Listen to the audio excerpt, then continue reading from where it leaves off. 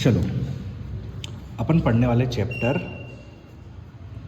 3 जिसका नाम है pair of linear equation in two variable. ठीक है ना। अब क्या बोला है कि हमें चैप्टर का नाम है pair of linear equation in two variables. ठीक है, इसको समझने की ज़रूरत नहीं है। समझने की ज़रूरत क्यों नहीं है? क्योंकि इससे रिलेटेड कोई क्वेश्चन नहीं आएगा, इसके आगे की पढ़ेंगे अपन। क्या होता है इसमें, हम दो लाइंस के बारे में जानेंगे। या तो आपकी लाइन एक दूसरे को ऐसे क्रॉस कर रही होगी, या तो आपकी दो लाइनें एक दूसरे के क्या होगी, पैरेलल होगी। या तो एक बार काटेगी या तो काटेगी ही नहीं। ठीक है ना। और कई बार इंटरसेक्ट हो जाएगी, सॉरी इंटरसेक्ट नहीं, कोइंसिडेंट हो जाएगी, मतलब एक के ऊपर दूसरी लाइन का मौजूद होना। अब ये आपको दिख रहा है कि जो दो लाइनें हैं या तो वो क्रॉस कर रही है या तो वो कभी क्रॉस नहीं कर रही, या तो लाइन के ऊपर लाइन मौजूद है। जब लाइनें एक दूसरे को क्रॉस करती है तो हम बोलते हैं ये लाइनें क्या है, इंटरसेक्टिंग लाइंस। हाँ या ना। जब दो लाइनें पैरेलल होती है, मतलब जब कभी भी नहीं काटे, तो उसको क्या बोलेंगे हम, पैरेलल लाइंस। हाँ या ना। जब लाइन एक के ऊपर एक हो, जैसे ये पेन है और इसके ऊपर ये एक और पेन है, तो हमने देखा छुप गया एक पेन दूसरे पेन से। तो इस तरह से जब लाइन एक दूसरे को एक के ऊपर आ जाती है तो इसको बोलते हैं कोइंसिडेंट लाइन। हाँ या ना। अब ये तो आपको दिख रहा है कि लाइन क्रॉस कर रही है, पैरेलल है कि कोइंसिडेंट है। आपको कैसे मालूम पड़ेगा, फॉर्मूले के लिए थ्रू। तो इन्होंने क्या करा मालूम है, जब एक लाइन की इक्वेशन होती है वो होती है ax plus B Y plus C equal to 0। अब आप कहोगे सर ये लाइन की इक्वेशन तो होती है, लेकिन लाइन आप कितनी बोल रहे हो, दो। तो पहले वाले के लिए a1 b1 c1 ये एक लाइन हो जाएगी आपकी। हाँ या ना। फिर जब दूसरी लाइन बनानी है तो a2x b2y plus c2 equal to 0 ये हो गई आपकी सेकेंड लाइन। हाँ या ना। अब हम कंडीशन के थ्रू पता करेंगे कि इंटरसेक्टिंग के लिए कौन सी कंडीशन है। तो आप कुछ मत करो, आप a1 अपॉन a2 निकाल लो, आप b1 अपॉन b2 निकाल लो, आप c1 अपॉन c2 निकाल लो। इतना याद रखना, जब भी लाइन की इक्वेशन आपको दी जाती है यहाँ पे 0 होना चाहिए। अगर आप बोलो सर 0 नहीं है तो क्या करें हम, तो वहाँ से उस नंबर को इधर की तरफ शिफ्ट करना पड़ेगा और वहाँ पे 0 लाना पड़ेगा। अब क्या होगा कि तीन चीज़ें होगी। कैसी? या तो a1 अपॉन a2 अगर आप निकालते हो तो वो b1 अपॉन b2 के बराबर नहीं होगा। मान सकते कि नहीं मान सकते कि हाँ सर, जब आप a1 अपॉन a2 निकाल रहे हो वो b1 अपॉन b2 के बराबर नहीं होगा। फिर आप एक कंडीशन बोलोगे कि सर a1 अपॉन a2 चलो मान लेते b1 अपॉन b2 के बराबर हो गया और c1 अपॉन c2 के बराबर नहीं हुआ, तब क्या करोगे? हाँ या ना। या मान लेते कि तीनों के तीनों क्या हो जाते हैं, आपके बराबर हो जाते हैं। ये कंडीशन हो सकती है कि नहीं हो सकती है? जब a1 upon a2 not equal to b1 upon b2 हो, तो जब भी आप इसका ग्राफ बनाओगे तो इसका मतलब ये है कि आपको इस तरह का ग्राफ मिलेगा, मतलब आपको इंटरसेक्टिंग लाइन मिलने वाली है।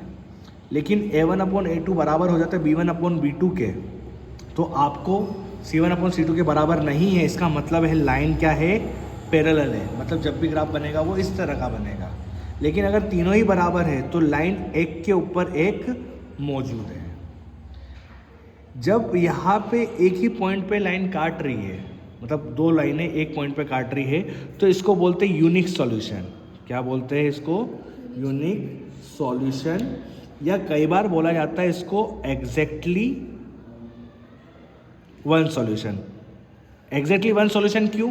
क्योंकि यहाँ पे आपको सिर्फ एक बार ही पॉइंट मिलने वाला है, तो यूनिक नहीं होगा जब एक पॉइंट मिलेगा। तो यहाँ पे तो पॉइंट ही नहीं मिल रहा, मतलब यहाँ पे कभी भी आपको सॉल्यूशन मिलने वाला नहीं है, तो इसको बोलेंगे नो सॉल्यूशन। हाँ या ना। अब यहाँ पे तो हर एक पॉइंट, मतलब लाइन के ऊपर लाइन है तो बहुत सारी पॉइंट्स मिल जाएंगे, हाँ या ना। तो यहाँ पे आपको बहुत सारे मिलेंगे, इसलिए हम बोलते हैं इसको इनफाइनाइटली मैनी सॉल्यूशन। समझ में आया कि नहीं आया? अब एक वर्ड चलता है यहाँ पे कंसिस्टेंट और इनकंसिस्टेंट, हाँ या ना।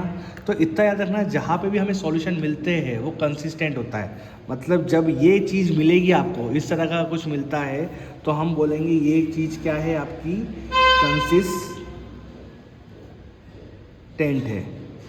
सर यहाँ पे तो सॉल्यूशन नहीं मिलेगा क्या, तो क्या हो जाएगा, ये इनकंसिस्टेंट, और ये क्या हो जाएगा, कंसिस्टेंट। आगे हम जब क्वेश्चन करेंगे ना तो तुम्हें मालूम पड़ेगा कि इसका मतलब क्या था। यहाँ पे हमारा बेसिक ख़त्म हो जाता है। अब हम यहाँ पे करने वाले हैं question number 1।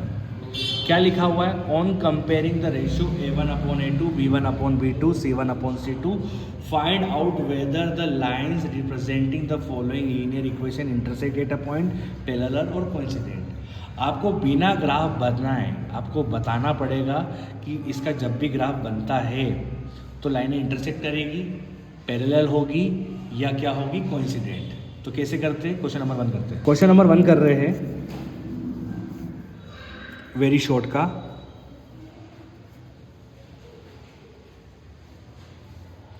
Question number 1 solution.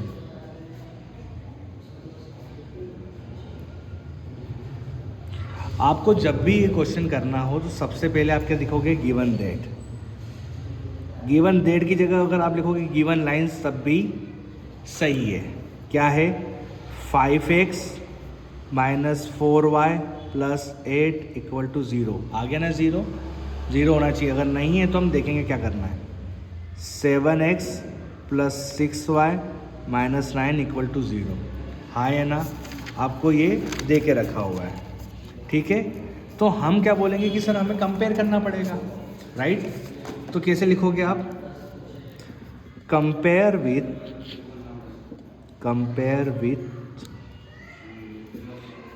A1x B1y + C1 = 0 and A2x B2y + C2 = 0 से कंपेयर करोगे। पहली लाइन पहले से कंपेयर होगी, दूसरी लाइन दूसरे से कंपेयर होगी। x के आगे क्या है, A1, x के आगे क्या है, 5, y के आगे क्या है, B1, y के आगे क्या है, 4, नहीं -4, प्लस नहीं लेते लेकिन माइनस लेते हैं, और बचा कुचा C1 है। सर C1 कितना है, सर 8 ही है, प्लस नहीं भी लिखोगे तो चलेगा। जब इसका कंपैरिजन इससे करोगे तो x के आगे A2 है, x के आगे कितना है, 7, y के आगे क्या है, B2, तो y के आगे क्या है, सॉरी B2 = 6 और C2 बराबर कितना रहेगा, -9, है ना। अपन एक बार A1/A2 B1/B2 अपन लिखते अच्छे से। नाउ A1/A2 अगर आप लिखते हो तो क्या लिखने वाले हो, 5/7। कोई प्रॉब्लम। हम B1/B2 लिखने वाले हैं तो -4/6। तुम्हें मालूम है 2 की टेबल में 4 आता है, 2 की टेबल में 3 भी आता है, तो ये हो जाएगा 2/3। सिंप्लीफाई कर लिया।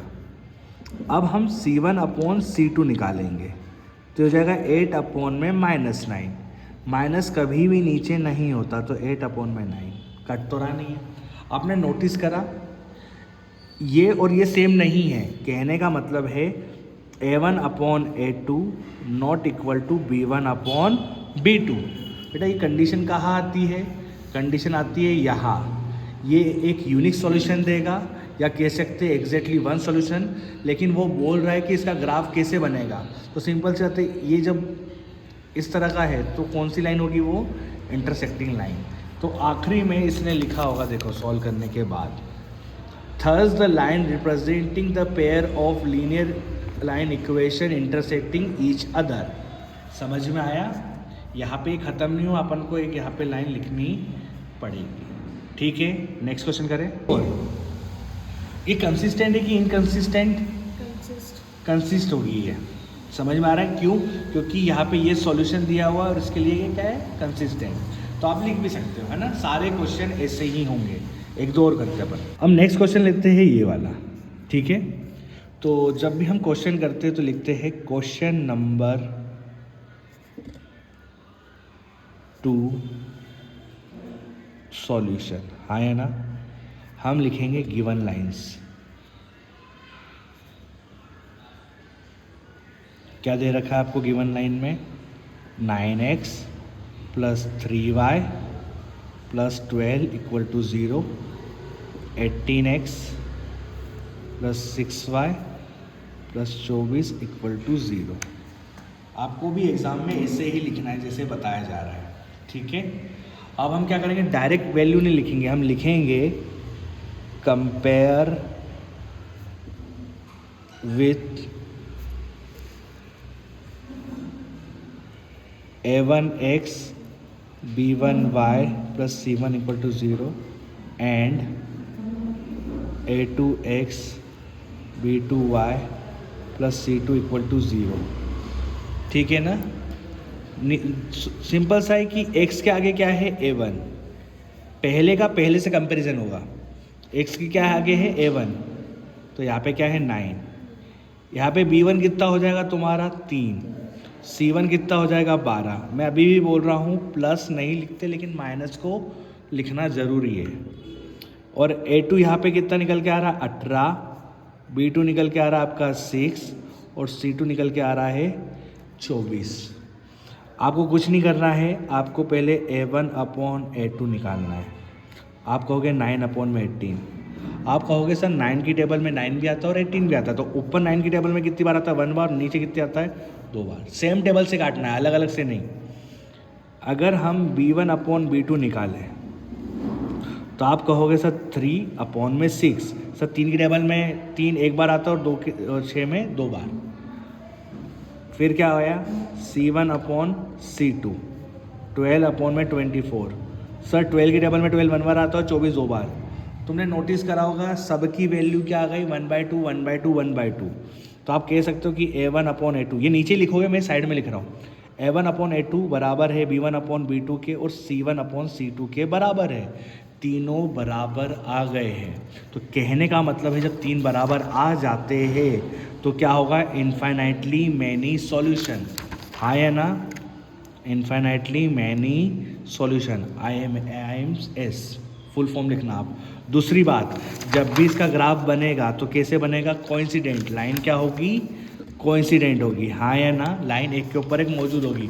और दूसरी बात, ये क्या कहलाएगा आपका, कंसिस्टेंट, क्योंकि सॉल्यूशन मिलने वाला है। समझ में आ रहा है कि नहीं आ रहा है? हमने एक क्वेश्चन में बहुत सारी चीज़ें कर ली है, ठीक है ना। एक क्वेश्चन करते जहाँ पे यहाँ पे 0 नहीं मिलेगा, वो वाला क्वेश्चन देखते हैं। क्वेश्चन नंबर 3, क्वेश्चन नंबर 3 में 2 क्वेश्चन है, पहले हम एक करेंगे उसके बाद दूसरा वाला करेंगे।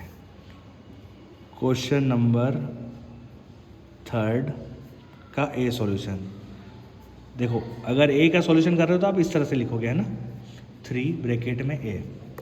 आपको इक्वेशन कौन कौन सी दी हुई है, इक्वेशन नहीं, लाइन, गिवन लाइंस कौन कौन सी आपके पास, 3x + 2y = 5 एंड क्या दे रखा है, 2x - 3y = 7, हाँ या ना। आपको दे रखी है लाइन, आपको पता है यहाँ पे 0 आता है, तो आप क्या करोगे, आप बोलोगे कि 3x + 2y, एक ये जंप मारेगा इधर, आपको मालूम है जब कुछ नहीं होता तो प्लस होता है, प्लस की चीज़ उधर जाएगी तो क्या होगी, माइनस की, हाँ या ना। 7 भी उधर ही जाएगा, 2x - 3y, कुछ नहीं था तो प्लस था, तो जाएगा तो उधर क्या हो जाएगा, माइनस, हाँ या ना। अब पहले जैसा हो गया है, अब हम क्या करेंगे, कंपेयर करेंगे, कि compare with a1x b1y + c1 = 0, a2x b2y + c2 = 0, हाँ या ना। अब क्या होता है कि कंपैरिजन करोगे तो a1, तुम्हें पता है कि x के आगे हर बार a1 होगा, y के आगे b1 होगा और बचा कुचा c होगा, तो ये है a1 बराबर आपका 3, B2 बराबर आपका है 2 और C2 बराबर है आपका -5। प्लस नहीं लिखते लेकिन माइनस लिखा जाता है। A2 बराबर 2, B2 बराबर -3 और C2 बराबर -7। अब तुम ये मतलब सर ये सेम नहीं है, हमको पूरा लिखना पड़ेगा। उसके बाद पहले हम लिखेंगे A1/A2, तो आप कहोगे 3/2। फिर मैं कहूँगा आपको B1, यहाँ पे 1 लिखना था, B1/B2, तो कितना हो जाएगा 2/3 माइनस का, लेकिन माइनस कहाँ चला जाता है ऊपर। फिर बोलोगे C1/C2 5/7, लेकिन माइनस से माइनस कट गया। नोटिस करो, ये मत बोला सर ये 3/2 नीचे तो है, ये दोनों सेम नहीं है। मतलब A1/A2 not equal to B1/B2, हाँ है ना। तो जब भी ये कंडीशन आती है तो इसका जो ग्राफ बनेगा वो इंटरसेक्टिंग लाइन वाला बनेगा। इसको हम बोलेंगे यूनिक सॉल्यूशन, हाँ है ना, या एग्जैक्टली वन सॉल्यूशन भी बोला जाता है, या बोला जाएगा इसको कि ये क्या है, कंसिस्टेंट है। समझ में आया कि नहीं आया? मैंने सिर्फ 3 क्वेश्चन करा है, बाकी आप सारे करने की कोशिश करना है, बहुत ज़्यादा इजी है। ठीक है, इसको यहीं पर रोकेंगे। एलिमिनेशन और सब्स्टिट्यूशन मेथड अभी अपन आगे सीखने वाले हैं।